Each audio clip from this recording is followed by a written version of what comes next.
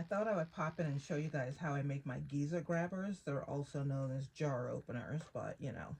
So what I do, I cut mine 6 to 6. You can really cut them any size, but I do 6 to 6 because the bag that I'm going to put them in is 5.5 by 7.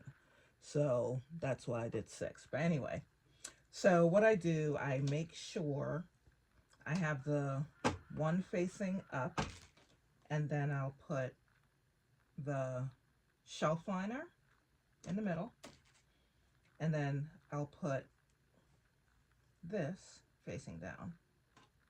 So basically the sandwich, when you look at it, it'll be wrong sides on both sides. See, if that makes any sense. I have a stitch length of 2.5. Guys won't believe how easy this is.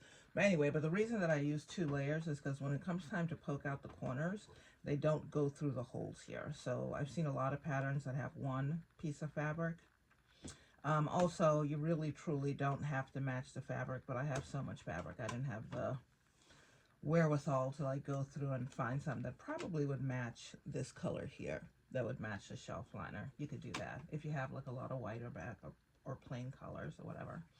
But I didn't feel like looking, so I didn't. So I start, I don't know, I give myself what, like 1.5 inches in or something. Go forward, move backwards. And then right here, I'm using a 1/4 inch seam allowance. Like on my presser foot, there's a line that tells me where I'm supposed to pivot. Can you guys see that? Probably not. Where I'm supposed to pivot. It's on the foot of the presser foot. Anyway, off I go.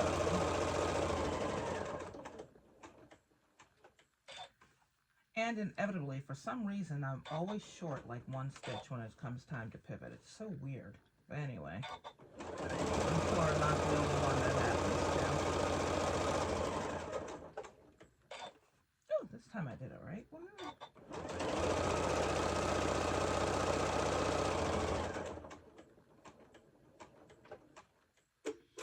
And then I'm leaving an opening, probably maybe 1.5 inches or so. There's no rhyme or reason, but whatever. And then I'm not even going to speed up the video so you can see the real time. And I clip the corners. And I guess I'll know how quick it takes by how long this video is, because I'm going to do a class, I guess, at my quilt guild that's called Quick Gifts for the Holidays, and stuff that seriously won't take that long to make. Anyway, what you want to do when you're flipping it inside out, make sure the one that you want facing the top, like what you see, is the one that doesn't have the lining attached to it. So, but I have both on the same side, so it truly doesn't make a difference for me. But if you guys are going to have like different patterns of what am I saying? A fabric on each side. And then you do a little flippy. And usually when I do it, I'm not doing it the way I normally do. I take it by the corner and get one of the corners out and flip it through the hole. And then turn it inside out. And then I use my pokey thing, which is also known as a chopstick. I get these metallic chopsticks from Amazon. And then you just you can see how much pressure I'm putting on that. You can actually put a lot when you use 2 layers of fabric instead of 1, so you don't really have to be super careful, which is kind of right up my alley. Because you hate to do all that sewing, even though it's not that much, really, in the whole scheme of things. And then you just kind of pull it on the end like this, and these pieces will kind of flip in. And I always clip it. You don't really have to because it's such a short opening, but you know, it doesn't hurt to do it. You do that. And if you have a tag, you can put it in here, but for these, I'm not going to waste the tag. And then I change my stitch length to 3.5. That was 3.6, 3.5. And then When I stitch with the lining side up, the liner side up. And the reason for that is because it doesn't stick. And I do it at an 1/8 inch seam allowance. And I don't back stitch at the beginning because when I get to the end, it basically encases the stitch. So no need to waste that little itty bit of thread. And this is basically your Giza grabber, which is awesome. I also make a smaller one for like soda bottles or champagne corks, which is what I use it for. And that one is like 3 by 3.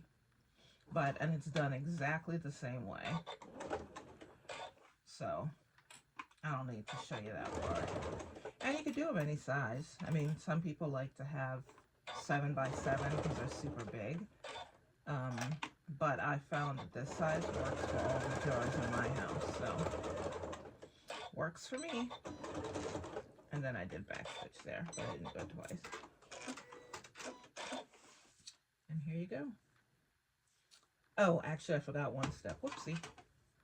Again, you go from corner to corner. The way I should have done it, like remember that thing you used to do when you were little, like trying to make the house, to make like a box thing or whatever? I ain't doing that. But I should have. And I don't draw a line down the middle. I do make an X so the fabric kind of stays put. But it's always pretty straight anyway. Where did I go backwards? There we go. And I'll show you my little trick to sew a straight line without having to draw anything. So I make sure the needle's at the corner here. And then I keep my finger at this corner and I stare at my finger the whole time. Oops, come on. Okay. And by staring at your finger, like I know where I'm going, so it just actually kind of works. So I guess in life, if you know where you're going, you'll get there. And it's always perfect every single time, so I don't even use those little liner things anymore.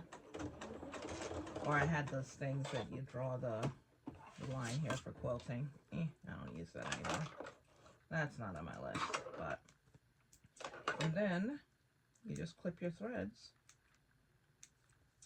And you are finished. I hope you guys stuck with me long enough to watch this whole thing. The video wasn't terribly long. It was under 10 minutes, so that's a bonus. Happy Giza grabbing making.